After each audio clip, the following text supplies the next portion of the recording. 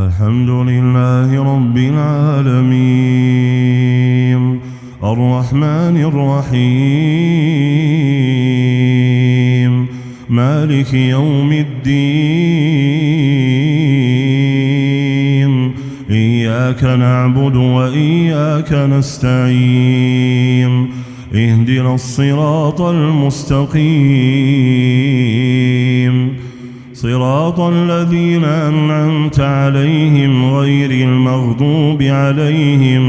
غير المغضوب عليهم ولا الضالين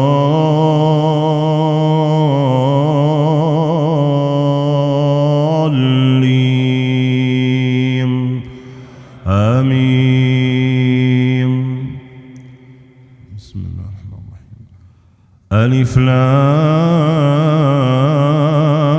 را تلك آيات الكتاب المبين إنا أنزلناه قرآنا عربيا لعلكم تعقلون نحن نقص عليك أحسن القصص بما أوحينا إليك هذا القرآن وإن كنت من قبله لمن الغافلين إذ قال يوسف لأبيه يا أبت إني رأيت 11 كوكبا والشمس والقمر رأيتهم لي ساجدين قال يا بني لا تقصص رؤياك على إخوتك فيكيدوا لك كيدا إن الشيطان للإنسان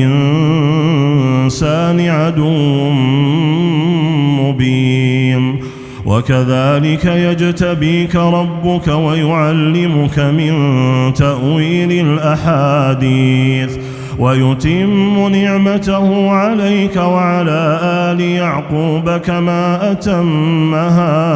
كما أتمها على أبويك من قبل إبراهيم وإسحاق إن ربك عليم حكيم لقد كان في يوسف وإخوته آيات للسائلين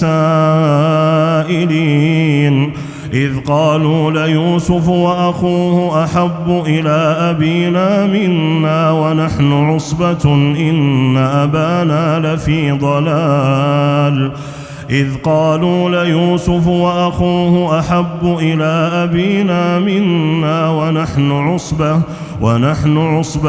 إن أبانا لفي ضلال مبين اقتلوا يوسف أو اطرحوه أرضا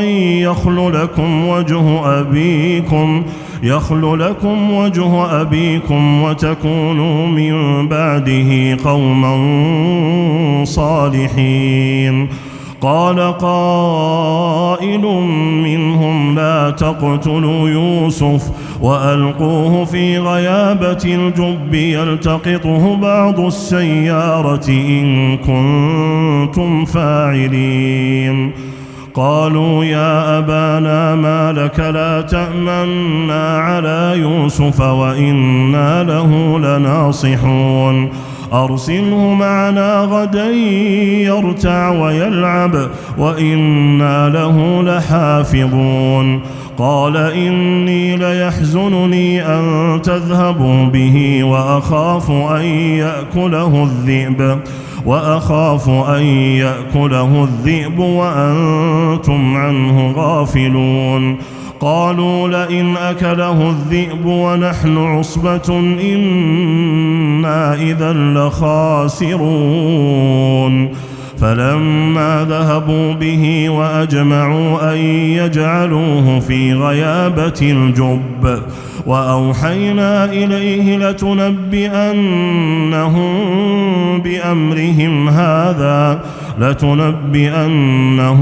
بأمرهم هذا وهم لا يشعرون وجاءوا أباهم عشاء يبكون قالوا يا أبانا إنا ذهبنا نستبق وتركنا يوسف عند متاعنا فأكله الذئب وما أنت بمؤمن لنا ولو كنا صادقين وجاءوا على قميصه بدم كذب قال بل سولت لكم أنفسكم أمرا فصبر جميل والله المستعان على ما تصفون.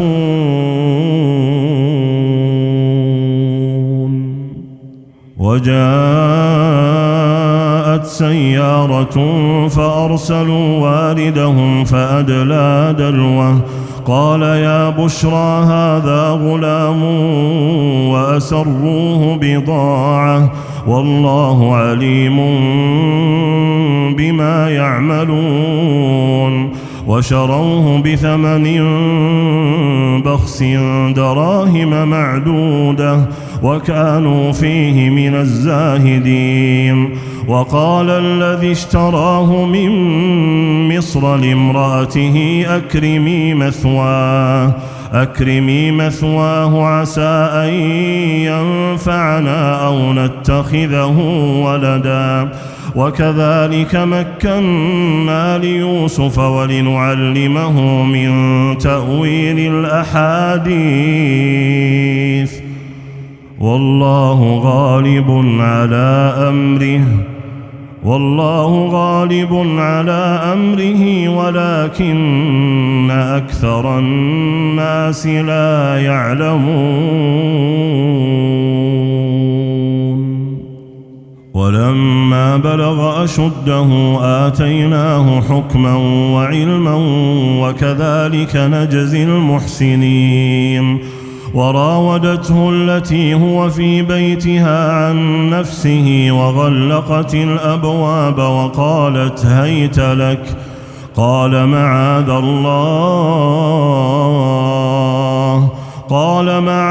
الله إنه ربي أحسن مثواي إنه لا يفلح الظالمون. ولقد همت به وهم بها لولا أن رأى برهان ربه كذلك لنصرف عنه السوء والفحشاء إنه من عبادنا المخلصين. واستبق الباب وقدت قميصه من دبر وألف يا سيدها لدى الباب قالت ما جزاء من أراد بأهلك سوءا إلا أن يسجن أو عذاب أليم. قال هي راودتني عن نفسي وشهد شاهد من أهلها إن كان قميصه قد من قبل فصدقت وهو من الكاذبين وإن كان قميصه قد من دبر فكذبت وهو من الصادقين. فلما رأى قميصه قد من دبر قال إنه من كيدكن إن كيدكن عظيم. يوسف أعرض عن هذا واستغفري لذنبك إنك كنت من الخاطئين. وقال نسوة في المدينة امرأة العزيز تراود فتاها عن نفسه قد شغفها حبا إنا لنراها في ضلال مبين. فلما سمعت بمكرهن أرسلت إليهن وأعتدت لهن متكأ وآتت كل واحدة منهن سكينا وقالت اخرج عليهن فلما رأينه أكبرنه وقطعن أيديهن وقلن حاش لله ما هذا بشرا إن هذا إلا ملك كريم. قالت فذلكن الذي لمتنني فيه ولقد راودته عن نفسه فاستعصم ولئن لم يفعل ما آمره ليسجنن وليكون من الصاغرين. قال رب السجن أحب إلي مما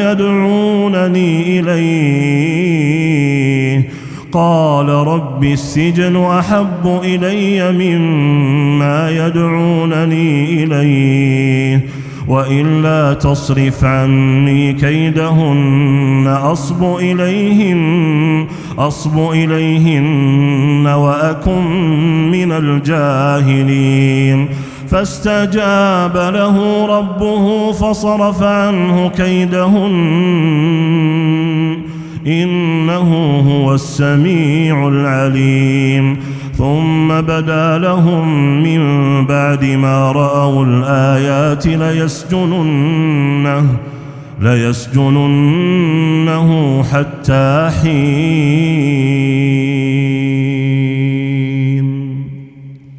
ودخل معه السجن فتيان قال أحدهما إني أراني أعصر خمرا وقال الآخر إني أراني أحمل فوق رأسي خبزا تأكل الطير منه نبئنا بتأويله إنا نراك من المحسنين. قال لا يأتيكما طعام ترزقانه إلا نبأتكما بتأويله قبل أن يأتيكما ذلكما مما علمني ربي إني تركت ملة قوم لا يؤمنون بالله وهم بالآخرة هم كافرون واتبعت ملة آبائي إبراهيم وإسحاق ويعقوب ما كان لنا أن نشرك بالله من شيء ذلك من فضل الله علينا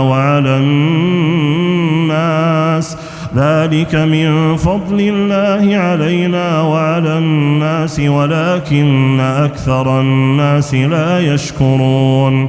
يا صاحبي السجن أأرباب متفرقون خير أم الله الواحد القهار ما تعبدون من دونه إلا أسماء سميتموها أنتم وآباؤكم ما أنزل الله بها من سلطان إن الحكم إلا لله أمر ألا تعبدوا إلا إياه ذلك الدين القيم ولكن أكثر الناس لا يعلمون. يا صاحبي السجن أما أحدكما فيسقي ربه خمرا وأما الآخر فيصلب فتأكل الطير من رأسه قضي الأمر الذي فيه تستفتيان. وقال للذي ظن أنه ناج منهما اذكرني عند ربك فأنساه الشيطان ذكر ربه فلبث في السجن 9 سنين.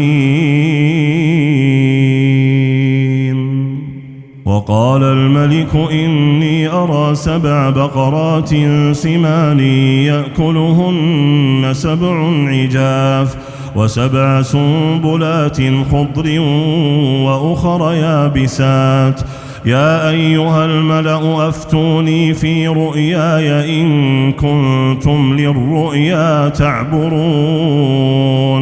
قالوا أضغاث أحلام وما نحن بتأويل الأحلام بعالمين. وقال الذي نجا منهما وادكر بعد أمة أنا أنبئكم بتأويله فأرسلون. يوسف أيها الصديق أفتنا في 7 بقرات سمان يأكلهن 7 عجاف و7 سنبلات خضر وأخر يابسات لعلي أرجع إلى الناس لعلهم يعلمون.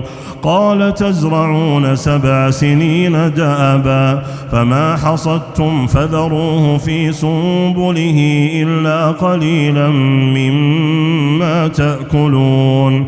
ثم يأتي من بعد ذلك 7 شداد يأكلن ما قدمتم لهن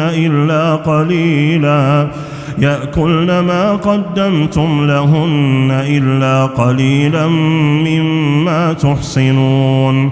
ثم يأتي من بعد ذلك عام فيه يغاث الناس وفيه يعصرون. وقال الملك ائتوني به فلما جاءه الرسول قال ارجع إلى ربك فاسأله ما بال النسوة اللاتي قطعن أيديهن إن ربي بكيدهن عليم. قال ما خطبكن إذ راوتن يوسف عن نفسه قلنا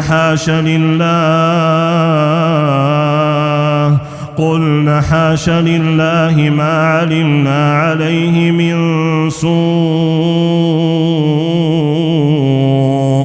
قالت امرأة العزيز الآن حصحص الحق أنا راودته عن نفسه وإنه لمن الصادقين.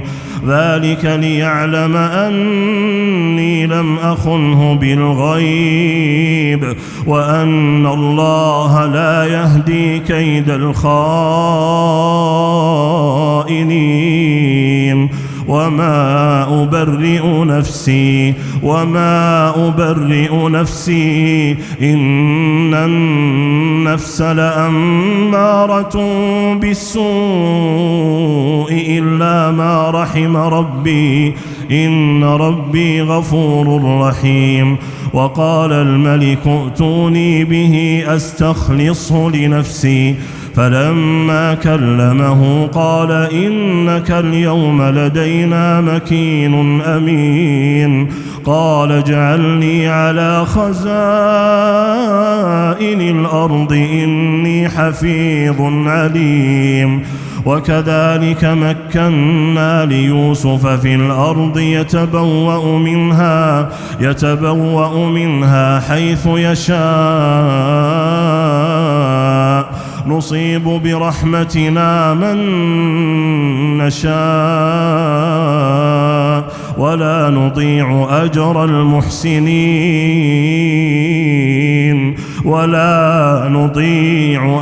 المحسنين ولأجر الآخرة خير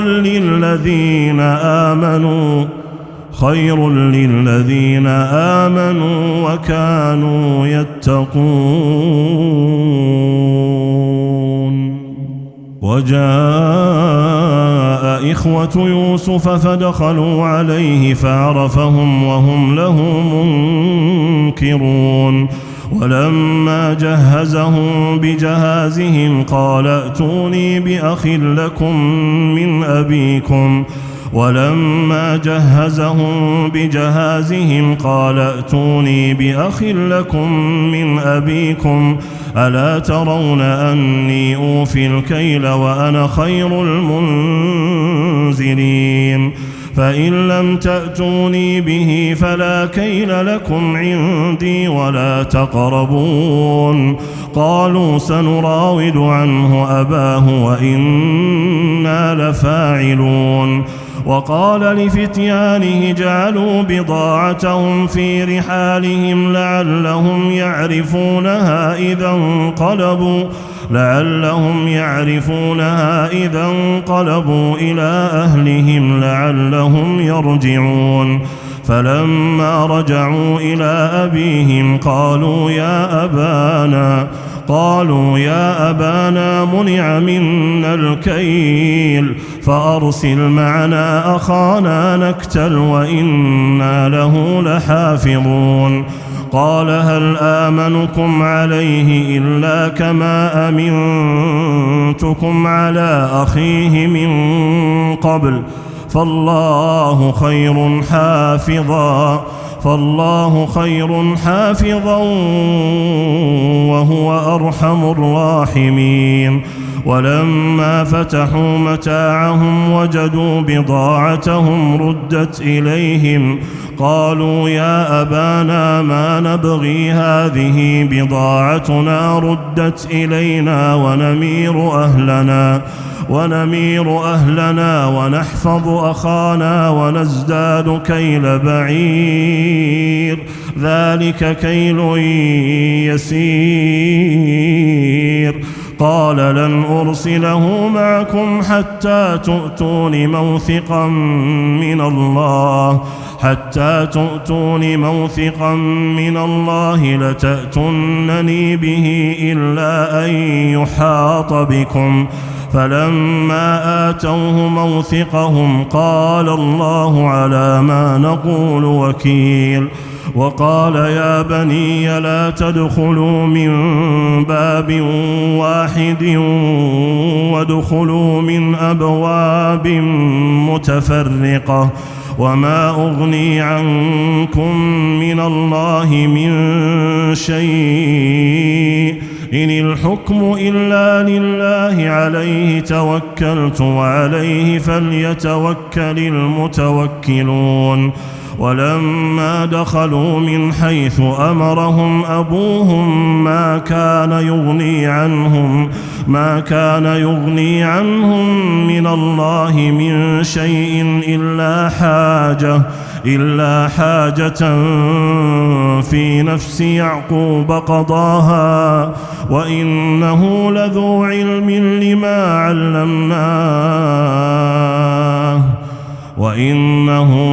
علم لما علمناه ولكن أكثر الناس لا يعلمون.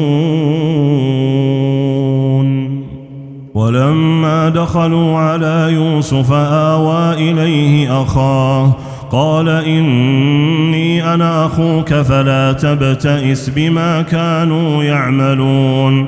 فلما جهزهم بجهازهم جعل السقاية في رحل أخيه ثم أذن مؤذن أيتها العير إنكم لسارقون. قالوا وأقبلوا عليهم ماذا تفقدون؟ قالوا نفقد صواع الملك ولمن جاء به حمل بعير وأنا به زعيم. قالوا تالله لقد علمتم ما جئنا لنفسد في الأرض وما كنا سارقين. قالوا فما جزاؤه إن كنتم فاعلين؟ قالوا جزاؤه من وجد في رحله فهو جزاؤه كذلك نجزي الظالمين. فبدأ بأوعيتهم قبل وعاء أخيه ثم استخرجها من وعاء أخيه كذلك كدنا ليوسف. قالوا تالله لقد علمتم ما جئنا لنفسد في الأرض وما كنا سارقين. قالوا فما جزاؤه إن كنتم كاذبين قالوا جزاؤه من وجد في رحله فهو جزاؤه كذلك نجزي الظالمين فبدأ بأوعيتهم قبل وعاء أخيه ثم استخرجها من وعاء أخيه كذلك كدنا ليوسف ما كان ليأخذ أخاه في دين الملك إلا أن يشاء الله نرفع درجات من نشاء وفوق كل ذي علم عليم قالوا إن يسرق فقد سرق أخ له من قبل فأسرها يوسف في نفسه ولم يبدها لهم قال أنتم شر مكانا والله أعلم بما تصفون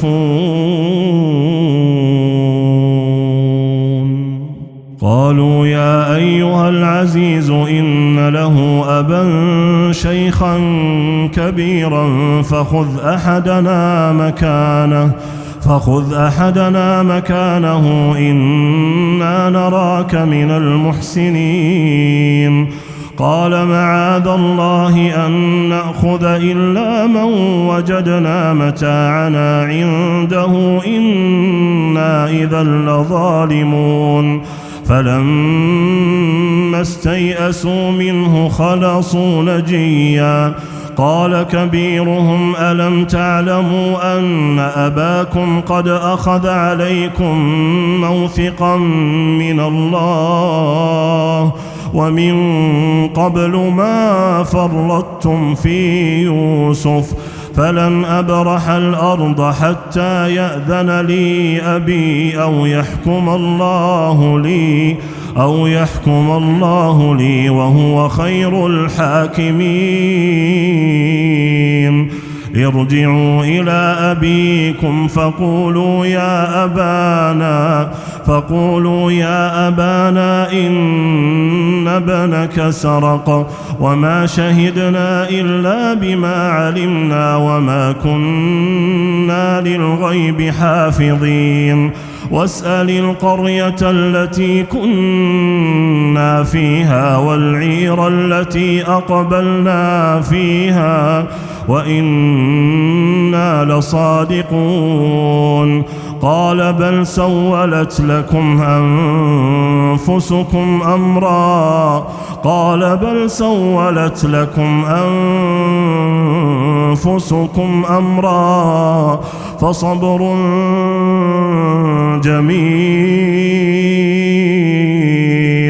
فصبر جميل عسى الله أن يأتيني بهم جميعا فصبر جميل عسى الله أن يأتيني بهم جميعا إنه هو العليم الحكيم وتولى عنهم وقال يا أسفا على يوسف وابيضت عيناه من الحزن فهو كظيم قالوا تالله تفتأ تذكر يوسف حتى تكون حرضا أو تكون من الهالكين قال إنما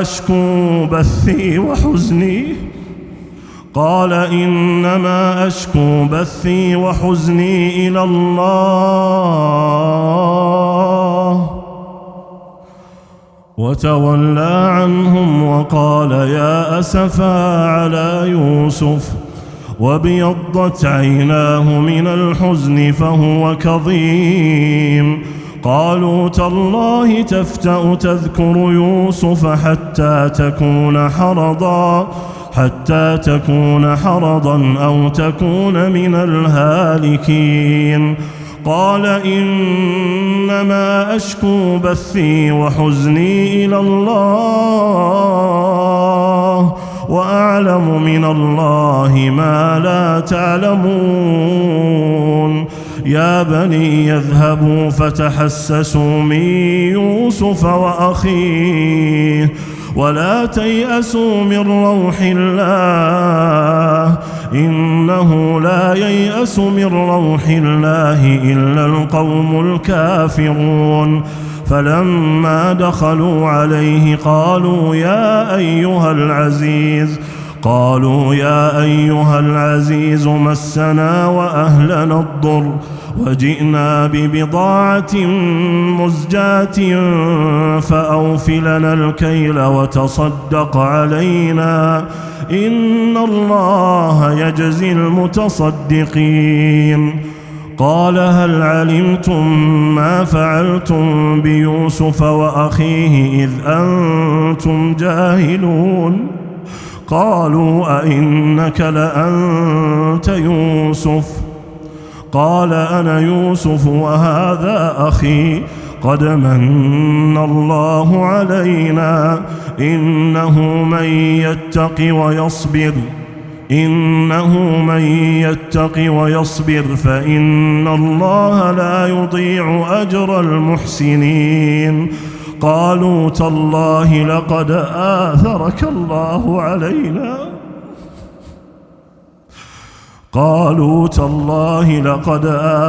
الله علينا وإن كنا لخاطئين. قال لا تثريب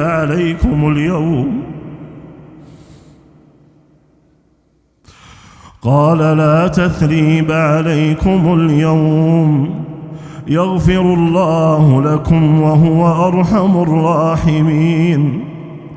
اذهبوا بقميصي هذا فألقوه على وجه أبي يأت بصيرا.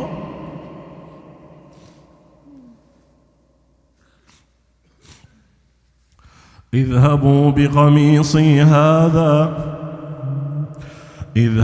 بقميصي هذا فألقوه على وجه أبي يأت بصيرا وأتوني بأهلكم أجمعين. ولما فصلت العير قال أبوهم إني لأجد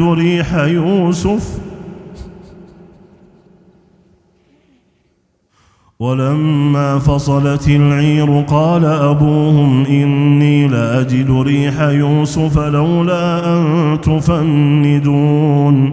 قالوا تالله إنك لفي ضلالك القديم.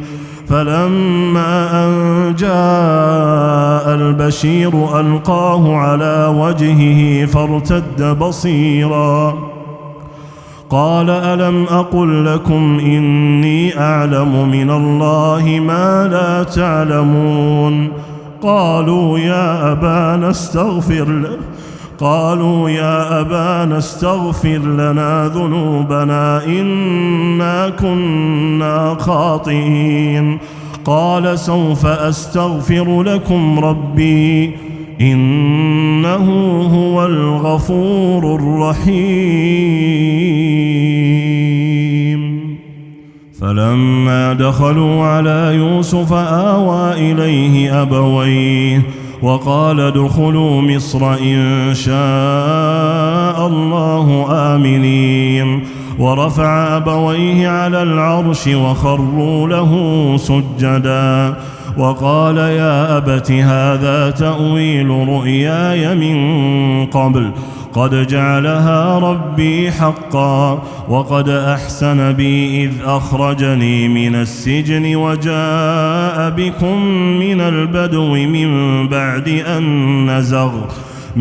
بعد أن نزغ الشيطان بيني وبين إخوتي إن ربي لطيف لما يشاء إنه هو العليم الحكيم. رب قد آتيتني من الملك وعلمتني من تأويل الأحاديث فاطر السماوات والأرض أنت ولي في الدنيا والآخرة توفني مسلما وألحقني بالصالحين ذلك من أنباء الغيب نوحيه إليك وما كنت لديهم إذ أجمعوا أمرهم وهم يمكرون وما أكثر الناس ولو حرصت بمؤمنين وما تسألهم عليه من أجر إن هو إلا ذكر للعالمين وكأين من آية في السماوات والأرض يمرون عليها وهم عنها معرضون وما يؤمن أكثرهم بالله إلا وهم مشركون أفأمنوا أن تأتيهم غاشية من عذاب الله أو تأتيهم الساعة بغتة وهم لا يشعرون قل هذه سبيلي أدعو إلى الله على بصيرة أنا ومن اتبعني وسبحان الله وما أنا من المشركين وما أرسلنا من قبلك إلا رجالا نوحي إليهم من أهل القرى أفلم يسيروا في الأرض فينظروا كيف كان عاقبة الذين من قبلهم ولدار الآخرة خير للذين اتقوا أفلا تعقلون حتى إذا استيأس الرسل وظنوا أنهم قد كذبوا جاءهم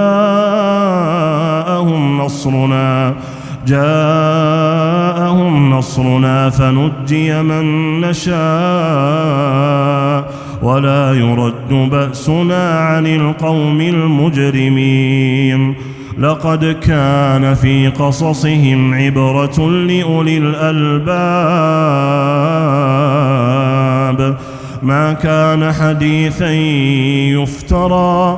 ما كان حديثا يفترى ولكن تصديق الذي بين يديه